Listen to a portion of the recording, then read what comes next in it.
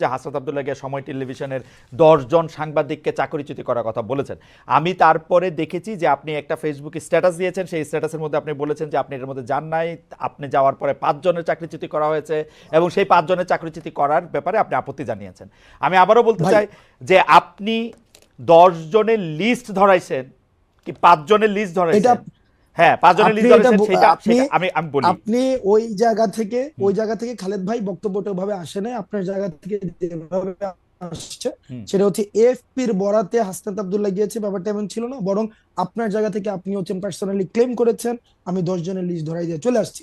এই ঘটনা যেহেতু খালেদ মহিউদ্দিন মানুষের ওনার কাছ থেকে এই ধরনের বক্তব্য আসে যেগুলো হচ্ছে যারা অংশগ্রহণ করেছে আমাদেরকে ব্যক্তিগতভাবে আহত করি।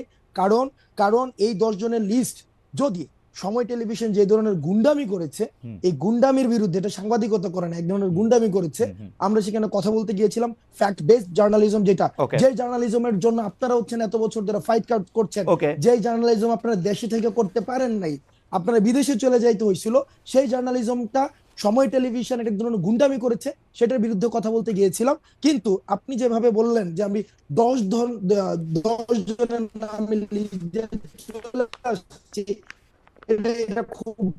এটা বাস্তবতা বিবর্জিত একটা তথ্য খালেদ ভাই।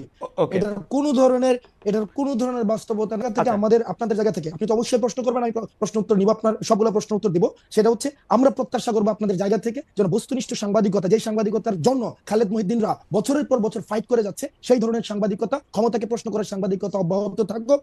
তবে সেটা যেন ক্লিকবেট জার্নালিজম না হয়, যেমন ক্লিকবেট জার্নালিজম, ব্যক্তিগত ক্যারেক্টার অ্যাসাসিনেশন জার্নালিজম যেন না হয়। আপনার কথা কি শেষ? আচ্ছা, আমি একটু দুইটা জিনিস একটু ক্লিয়ার হই। এক হচ্ছে যে আপনি সেইখানে সময় টিভির গুন্ডামি প্রতিরোধ করতে গিয়েছিলেন, রাইট? আমি যদি আপনার কথা ঠিক বুঝে থাকি হাসনাত, আপনি সেখানে সময় টিভির গুন্ডামি প্রতিরোধ করতে গিয়েছিলেন, রাইট? সময় টিভির গুন্ডামি না, দেখেন সময় টিভি, আমি বলেছি সাংবাদিকতা নামে যে ধরনের গুন্ডামি করেছে গত দীর্ঘ একটা সময়, ব্যক্তিগত ক্যারেক্টার অ্যাসাসিনেশন করেছে, আমি একটা করে শব্দ ব্যক্তিগতভাবে ধরে আব্দুল্লাহ, জনাব আব্দুল্লাহ, আপনি অনেক ব্রিলিয়েন্ট, শার্প। আমি একটা করে আসি। আপনি ওইখানে গিয়েছিলেন হচ্ছে সাংবাদিকতার নামে সময় টিভি যেগুলি গুন্ডামি করেছে সেগুলি প্রতিরোধ করতে না। সেই বিষয়গুলো সময় টেলিভিশনের যিনি হচ্ছেন ওখানের, আমরা পরবর্তীতে শুনেছি এটা পরিচালনা পরিষদ রয়েছে, অর্থাৎ যারা এই বিষয়গুলিকে সমাধান করতে পারবে, এটা ফ্যাক্ট বেসড জার্নালিজমের দিকে নিতে পারবে, মালিকরা। ওইটার হচ্ছে ওই যে আমাকে যেটা বলা হয়েছে যে মালিক হচ্ছে কি জানো, ভদ্রলোক হাসান সাহেব। আমি ওনার সাথে কথা বলতে গিয়েছি যে ভাই আমরা ভিডিও এভিডেন্স নিয়ে গিয়েছি, ভিডিও এভিডেন্স যে আমি কিন্তু এটা স্বীকারও করেছি ভাই, আমি এটা স্বীকারও করেছি পরবর্তীতে যে আমি গতকাল আপনার উচিত কথাও দেখেছি, গতকাল এটা আমি স্বীকারও করেছি যে আপনাদের একটা প্রপার কাউন্সিল রয়েছে, ওই যে জার্নালিস্ট কাউন্সিল, ওইটা হচ্ছে ওখানে রিপোর্ট করতে হয়। তো যেহেতু এই বিষয়টা আমি জানতাম না, আমি কিন্তু অ্যাকনলেজ করেছি যে এই প্রক্রিয়াতে আমার ভুল হয়েছে। কিন্তু সময় টেলিভিশন যে প্রক্রিয়া অব্যাহত রেখেছে, এজেন্ডা ভিত্তিক জার্নালিজম, যে আপনি দেখেন মানে, আচ্ছা আমরা সময় টিভি নিয়ে আর এত কথা বলবো না। আমি শুধু আপনাকে জানতে চাই সাংবাদিকতার নামে যে গুন্ডামি তারা করতেছিল সেইটা নিয়ে কথা বলতে আপনি সেখানে গেছেন। জনাব হাসনাত আব্দুল্লাহ, এই অ্যাসাইনমেন্টটা কি আপনি আপনারই দিছেন না কেউ আপনাকে দিছে? এই অ্যাসাইনমেন্টটা আমি নিজ থেকে এবং এই গণ অভ্যুত্থানের সময় যে সাংবাদিকদের সাথে আমাদের পরিচয় হয়েছে একটা দীর্ঘদিন, আমরা দেখেছি তারাও আপনাদের মতো করে তারা কেউ হচ্ছে থ্রেট পেয়েছে, সাংবাদিকতা করতে পারে নাই, ফিল্টার নিউজ চালাইতে হয়েছে, ডিজিএফআই থেকে শুরু করে আইনশৃঙ্খলা রক্ষাকারী বাহিনী যখন আমাদেরকে বাধ্য করেছে বক্তব্য দিতে, ওই জার্নালিস্টদেরকে আমরা পেয়েছি। আপনারে কিন্তু আমি আসলে এটা এক্সপ্লেইন আপনি নিশ্চয়ই করবেন, আমার প্রশ্নগুলির সাথে আমি আসি। তাহলে এই অ্যাসাইনমেন্টটা আপনি আপনাকে দিয়েছেন, মানে এটা বৈষম্য বিরোধী ছাত্র আন্দোলন না, বা আপনি বাংলাদেশের কোনো সাংবাদিকতা পুলিশও না, এই অ্যাসাইনমেন্টটা আপনি আপনাকে দিয়েছেন, তাই তো? হ্যাঁ, এটা হচ্ছে আমি আমার জায়গা থেকে দেখছি এটা দীর্ঘদিন ধরে কিভাবে বিরোধী দল মানে সরকার, প্রেস কাউন্সিল, তথ্য উপদেষ্টা, তাদের বাদ দিয়ে আপনি আপনাকে এই অ্যাসাইনমেন্ট দিয়েছেন, তাই তো? তাদের সাথে কথা না বলে না, তাদের সাথে আমি কোনো কথা বলি নাই। এই অ্যাসাইনমেন্ট আপনার সাথে যারা ছিল, আপনার সাথে যারা ছিল, যেমন করে দরকার নাই, যেমন করে ফ্যাসিস্ট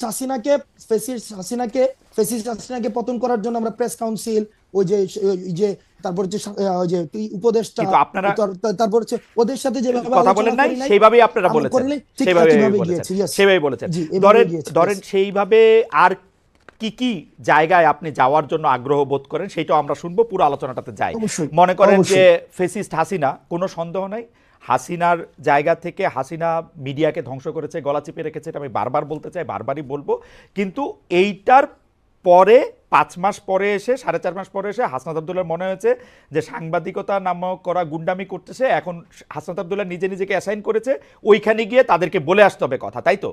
এবং খালেদ মহিউদ্দিন বলে এটা আসতে ভুল হবে। করেছে যে 10 জনের তালিকা হাসনাত আব্দুল্লাহ ধরায় নাই। না, 5 জনের না, কথা কি বলেছে? 5 জনের কথা কি খালেদ, বলেছে? না, আমি কোন সাংবাদিক আপনি খালেদ কি ভাই, বলেছেন? আপনি কি বলেছেন? খালেদ ভাই, আপনি কি খালেদ ভাই, বলেছেন?